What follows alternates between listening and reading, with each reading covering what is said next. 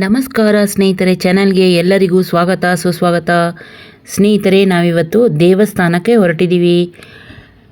ಮೈಸೂರು ಜಿಲ್ಲೆ KR ನಗರ ತಾಲೂಕು. ಅಲ್ಲಿಂದ ಹೆಬ್ಬಾಳ ಮೂಲಕವಾಗಿ ಕಪಡಿ ರಾಚಪ್ಪಾಜಿ ಸಿದ್ದಪ್ಪಾಜಿ ಕ್ಷೇತ್ರ ಅಲ್ಲಿಗೆ ಹೊರಟಿದ್ದೀವಿ. ನಾವು ಹೊರಟಿ ಇದು ಒಂದು ವಾರ ಆಗಿದೆ. ಆಗ ಒಂದೆರಡು ಮಳೆ ಆಗಿತ್ತಷ್ಟೇ. ಎಷ್ಟು ಗ್ರೀನ್ ಆಗಿದೆ ನೋಡಿ. ಈಗ ನಿರಂತರವಾಗಿ ಮಳೆ ಬರ್ತಾ ಇದೆ. ಯಾಕಂದರೆ ಇಷ್ಟು ಗ್ರೀನರಿ ಇರೋ ಕಾರಣ ಇಲ್ಲಿ ಹರಿಯುವಂಥ ಕಾವೇರಿ ನದಿ. KR ನಗರನ ಭತ್ತದ ನಾಡು ಅಂತ ಕರೀತಾರೆ. ವರ್ಷದಲ್ಲಿ 2ರಿಂದ 3 ಸಲ ಬೆಳೆನ ತೆಗಿತಾರೆ. ಸ್ನೇಹಿತರೆ, ಕಪಡಿ ಕ್ಷೇತ್ರ ಸಿದ್ದಪ್ಪಾಜಿ ಇದು ಹೆಬ್ಬಾಗಿಲು. ಸ್ನೇಹಿತರೆ, ಸಿದ್ದಪ್ಪಾಜಿಯವರನ್ನು ಶಿವನ ಪ್ರತೀಕ ಅಂತಲೇ ಪೂಜಿಸ್ತಾರೆ.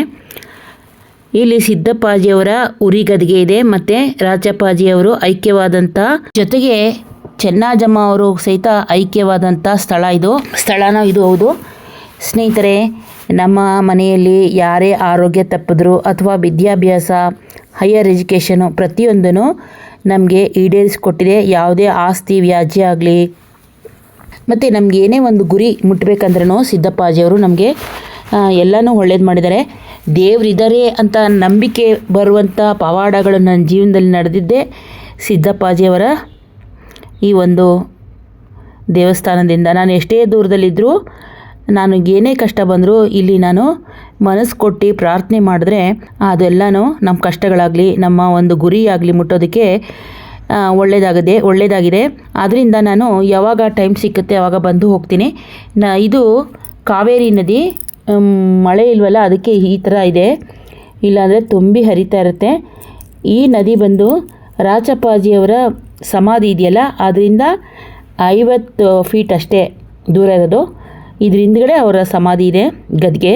ಚೆನ್ನಜಮ್ಮ ಅವ್ರದ್ದು ಅಷ್ಟೇ. ಸ್ನೇಹಿತರೆ, ನಾನು ಅದು ವಿಡಿಯೋ ಮಾಡಲೇ ಇಲ್ಲ ದೇವ್ರದ್ದು. ಯಾಕಂದರೆ ನಾನು ಬಂದಾಗ ತಕ್ಷಣ ವಿಡಿಯೋ ಮಾಡಲ್ಲ. ದೇವ್ರ ಹತ್ರ ಹೋಗಿ ಎಲ್ಲ ಪ್ರಾರ್ಥನೆ ಮಾಡೋದಕ್ಕೆ ನಾನು ವಿಡಿಯೋ ಮಾಡ್ತಾ ಇದ್ದರೆ ಒಂಥರ ಲಿಂಕ್ ಇದಾದಂಗೆ ಆಗುತ್ತೆ. ಇದು ಒಳಗಡೆ ಇರುವಂಥ ಹೆಬ್ಬಾಗಿಲು. ಆದ್ದರಿಂದ ನಾನು ವಿಡಿಯೋ ಮಾಡಲಿಲ್ಲ.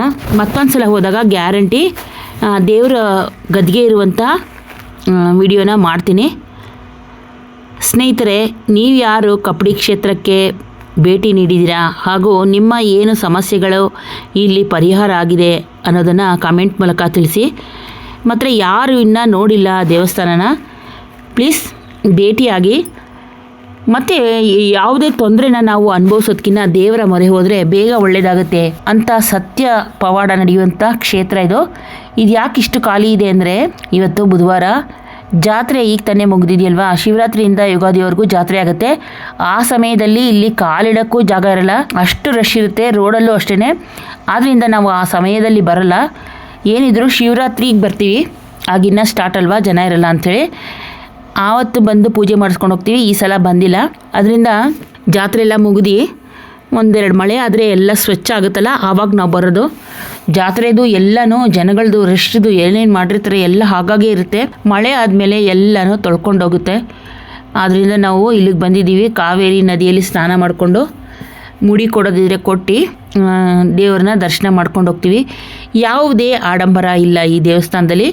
ಸಿಂಪಲ್ಲಾಗಿ ಸಿದ್ದಪ್ಪಾಜಿಯವರ ಉರಿಗದ್ಗೆ ಹಾಗೂ ರಾಚಪ್ಪಾಜಿ ಚೆನ್ನಜಮ್ಮ ಅವರ ಐಕ್ಯವಾದಂಥ ಸ್ಥಳ ಇದು. ಇಲ್ಲಿ ಆ ಕಾಲದಲ್ಲಿ ಸಿದ್ದಪ್ಪಾಜಿ, ರಾಚಪ್ಪಾಜಿ, ದೊಡ್ಡಮ್ಮತಾಯಿ, ಚೆನ್ನಜಮ್ಮ ತಮ್ಮ ಗುರುಗಳಾದಂಥ ಮಂಟೇಸ್ವಾಮಿಯವರ ಜೊತೆಲಿ ತಪಸ್ಸು ಮಾಡಿದಂಥ ಕ್ಷೇತ್ರ. ಆಗೆಲ್ಲ ಕಾಡಾಗಿರ್ಬೋದು. ಈಗ ನಾವು 1 ಅವರ್ ಇಲ್ಲಿ ಟೈಮ್ ಸ್ಪೆಂಡ್ ಮಾಡಿದ್ರೆ ಹೆಂಗೆ ಪ್ರಶಾಂತವಾಗಿದೆ ಅಂದರೆ, ಆ ಕಾಲದಲ್ಲಿ ಹೇಗಿದ್ದಿರ್ಬೋದು ಅವ್ರು ತಪಸ್ಸು ಮಾಡೋದು, ಅದನ್ನು ನೆನೆಸ್ಕೊಂಡ್ರೆ ನಮಗೂ ಅನಿಸುತ್ತೆ ಇಲ್ಲಿ ಆರಾಮಾಗಿ ಒಂದು ಸ್ವಲ್ಪ ಹೊತ್ತು ಇದ್ಬಿಟ್ಟು ಹೋಗೋಣ ಅಂತ.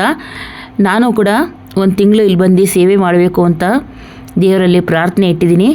ಅದು ಯಾವಾಗ ಕೂಡಿ ಬರುತ್ತೋ ಅಂತ ಕಾಯ್ತಾಯಿದ್ದೀನಿ.